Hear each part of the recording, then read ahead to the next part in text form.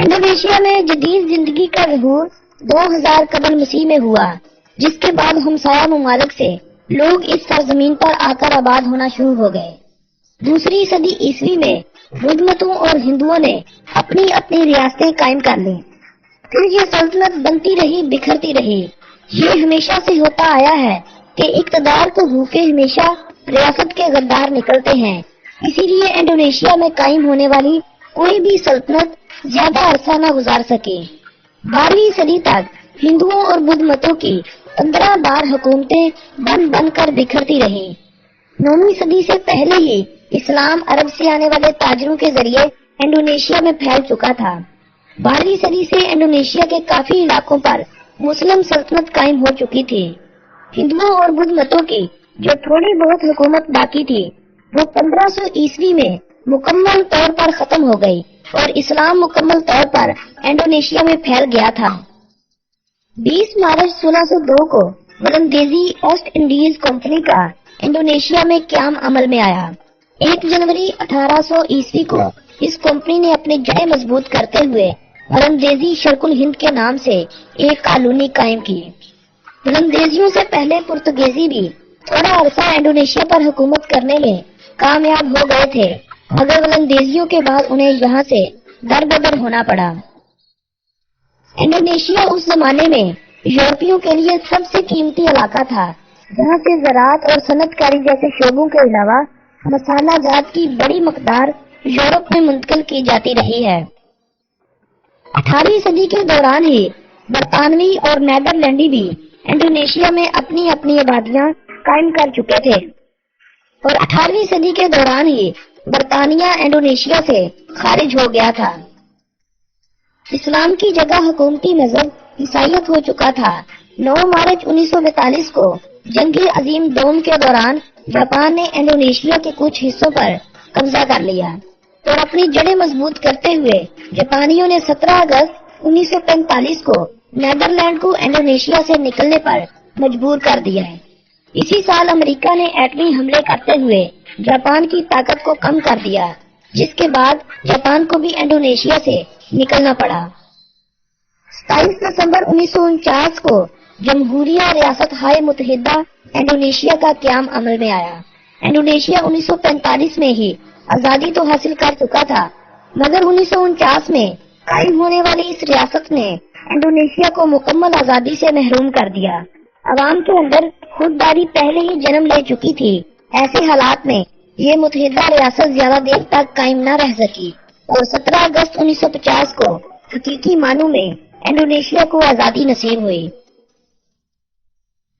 دوستو، انڈونیشیا اپنی آزادی کے ساتھ ہی ایک اسلامی ملک کی حیثیت سے دنیا بھر میں جانا جاتا ہے۔ انڈونیشیا اپنی آبادی کے اعتبار سے تمام مسلم ممالک میں سب سے پہلے نمبر پر آنے والا ملک ہے۔ انڈونیشیا 17,508 چھوٹے بڑے جزیروں پر پھیلا ہوا ایک بے حد سرسبز اور خوبصورت ملک ہے، جو بے شمار وجوہات کی بنا پر پوری دنیا میں اپنا ایک الگ مقام رکھتا ہے۔ 19,10,931 مربع کلومیٹر رقبے پر پھیلا ہوا یہ ملک اپنے رقبے کے اعتبار سے دنیا بھر میں 14ویں نمبر پر شمار ہوتا ہے۔ آبادی کے لحاظ سے انڈونیشیا اسلامی دنیا میں پہلے نمبر پر، جبکہ پوری دنیا میں یہ چوتھے نمبر پر شمار ہوتا ہے۔ انڈونیشیا کی کل آبادی 2017 کے اندازوں کے مطابق 26 کروڑ 19 لاکھ افراد کے قریب ہے۔ انڈونیشیا کی کل آبادی میں 87.2% مسلمان، 9.9% مسیحی لوگ، 1.7% ہندو لوگ، 0.7% بدھ مت، جبکہ باقی چھوٹی سی تعداد دیگر مذاہب کے ماننے والوں کی ہے۔ دوستو، انڈونیشیا کے بارے میں اگر دلچسپ حقائق کی بات کی جائے تو جکارتا انڈونیشیا کا دارالحکومت ہے۔ یہ ملکی دارالحکومت ہونے کے علاوہ عظیم ترین اور تاریخی شہر بھی ہے۔ ایک زمانے میں یہ ہندوؤں کی سلطنت سنڈا کی اہم بندرگاہ تھی اور بہت اہمیت والا شہر تھا، جسے ایک مسلمان فتح اللہ کی قیادت میں مسلمانوں نے 15ویں صدی میں فتح کیا تھا اور اس شہر کا نام سنڈا کلاپا سے تبدیل کر کے جکارتا رکھا گیا تھا، جس کے معنی مکمل فتح کے ہیں۔ یہ شہر دنیا کے بڑے بڑے شہروں میں شمار ہوتا ہے اور گنجان آبادی والے شہروں میں اس کا شمار 9ویں نمبر پر ہوتا ہے۔ انڈونیشیا کی کرنسی کو انڈونیشین روپیہ کہا جاتا ہے، جو پاکستانی 1 روپے کے بدلے میں 128.81 آ جائیں گے۔ یعنی انڈونیشیا میں جا کر پاکستانی روپے کی قدر ایسے ہو جائے گی جیسے پاؤنڈ کی پاکستان میں ہے۔ آپ کا 1000 وہاں جا کر 1,28,810 روپے ہو جائیں گے۔ انڈونیشیا وقت کے لحاظ سے پاکستان سے 2 گھنٹے آگے ہے۔ انڈونیشیا پاکستان سے 5,843 کلومیٹر کی دوری پر واقع ہے۔ انڈونیشیا کا کالنگ کوڈ +62 ہے۔ انڈونیشیا کا ڈومین نیم .id ہے۔ بھاشا یا بھاشا انڈونیشیا کی قومی اور سرکاری زبان ہے، جبکہ انگریزی جدید اور دوسری زبان کے طور پر بھی استعمال کی جاتی ہے۔ انڈونیشیا میں بولی جانے والی کل زبانوں کی تعداد 742 کے لگ بھگ ہے، جن میں سے سندا، جوائنز، ساسک، مالے اور منہاسا زیادہ اہم اور نمایاں زبانیں ہیں۔ انڈونیشیا میں دیگر غیر ملکیوں میں سب سے زیادہ تعداد پاکستانی، انڈین اور بنگلہ دیشیوں کی ہے، جو اپنے ملکی زبانوں کا بھی استعمال کرتے ہیں۔ جوانز، مادوریز، بھٹک اور سندیز لوگ یہاں بسنے والی آبادی کے بڑے اہم گروہ ہیں، جبکہ دیگر کئی ایک قبیلے بھی آباد ہیں۔ دنیا کا سب سے بڑا پھول رافلیسیا بھی انڈونیشیا میں پایا جاتا ہے، جس کا وزن 7 کلو گرام کے قریب ہے۔ انڈونیشیا میں ملنے والی کوموڈو ڈریگن دنیا کی سب سے بڑی چھپکلی ہے، جس کا سائز 3 میٹر ہے۔ انڈونیشیا کا دارالحکومت جکارتا میں واقع گلورا بنگ اسٹیڈیم دنیا کا دوسرا سب سے بڑا اسٹیڈیم ہے، جہاں پر ایک وقت میں 1,20,800 افراد میچ دیکھ سکتے ہیں۔ 54,716 کلومیٹر کی ساحلی پٹی کے ساتھ انڈونیشیا کینیڈا کے بعد دنیا بھر میں اپنے ساحل کے اعتبار سے دوسرے نمبر پر آتا ہے۔ ایک وقت تک انڈونیشیا اپنے ریڈ لائٹ ایریا کے حوالے سے پہلے نمبر پر مانا جاتا تھا، جہاں پر ایک وقت میں 2000 سے زیادہ عورتیں جنسی بدفعلی کے لیے دستیاب ہوا کرتی تھی۔ مذہبی تنظیموں کی طرف سے آواز اٹھائے جانے کے بعد اس مارکیٹ کو 2014 میں مکمل طور پر بند کر دیا تھا۔ انڈونیشیا میں پونکات جیا کے قریب واقع گراسبرگ کان دنیا میں موجود سونے کی سب سے بڑی کان ہے اور تانبے کی یہ تیسری بڑی کان ہے۔ وسطی جاوا میں واقع بورو بودر مندر دنیا میں موجود بدھ مت کے ماننے والوں کا سب سے بڑا مندر ہے۔ دنیا کا دوسرا، تیسرا اور چھٹا سب سے بڑا جزیرہ بھی انڈونیشیا میں واقع ہے۔ دنیا کے بڑے بڑے جزائر میں 13 بڑے جزائر انڈونیشیا میں آتے ہیں۔ گینیز بک ورلڈ ریکارڈ کے مطابق دنیا کا سب سے بڑا سانپ 1912 میں سلاویسی انڈونیشیا سے پکڑا گیا تھا، جس کا سائز 10 میٹر تھا۔ انڈونیشیا کا دارالحکومت جکارتا اپنے رقبے کے لحاظ سے دنیا کا 13واں سب سے بڑا شہر ہے۔ قدرتی تبدیلیوں سے ہونے والی سب سے زیادہ اموات انڈونیشیا میں 2004 میں آنے والے تسونامی سے ہوئی تھی، جن کی تعداد کچھ 2,30,000 افراد کے قریب بتائی جاتی ہے۔ انڈونیشیا کا جھنڈا بالکل موناکو کے جھنڈے جیسا ہے، صرف سائز میں انڈونیشیا کا جھنڈا تھوڑا لمبا ہے۔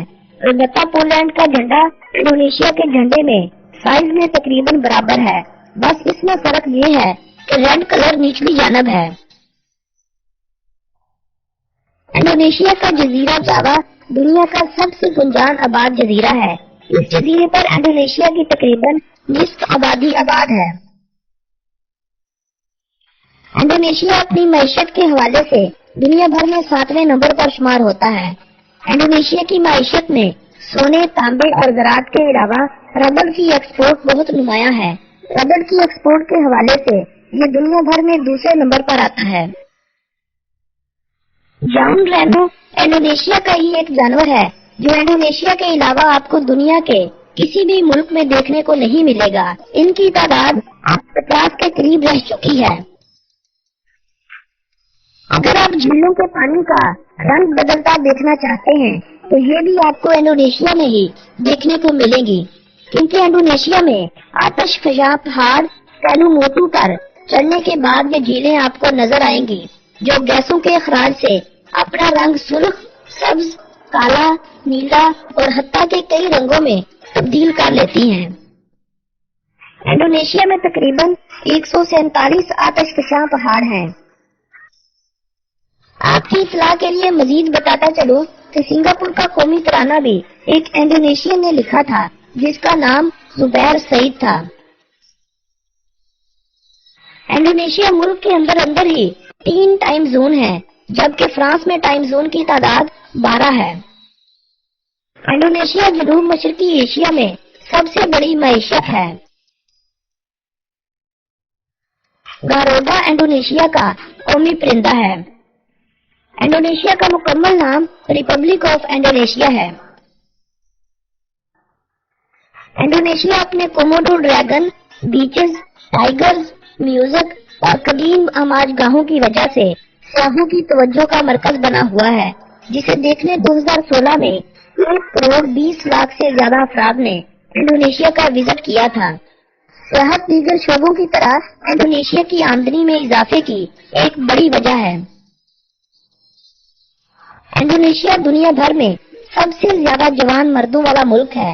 इंडोनेशिया में तकरीबन 15 करोड़ के करीब तादाद ऐसे लोगों की है जो अभी 30 साल से छोटे हैं। इंडोनेशिया दुनिया में छोटे कद के लोगों के हवाले से पहले नंबर पर आता है, जबकि दुनिया में लंबे कद के लोगों के लिहाज से पहला नंबर नीदरलैंड का है। 2011 की एक रिपोर्ट के मुताबिक इंडोनेशिया में तकरीबन 3 लाख से ज्यादा जानवर और परिंदे पाए जाते हैं, जो पूरी दुनिया के जानवरों और परिंदों की तादाद का 15% बनते हैं, जबकि दुनिया की 45% मछलियां इंडोनेशिया के पानियों में रहती हैं।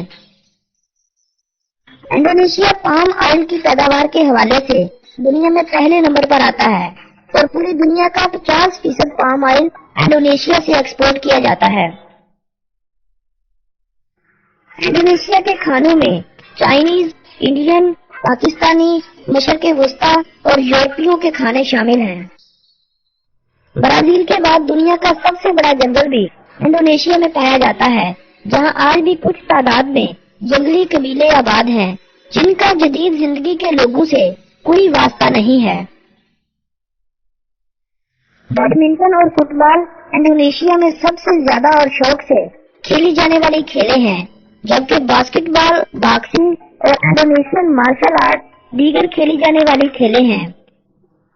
इंडोनेशिया में तालीम की तरफ पहले से बहुत ज्यादा तवज्जो दी जा रही है। अब शरह तालीम बढ़कर 95.38% तक पहुंच चुकी है।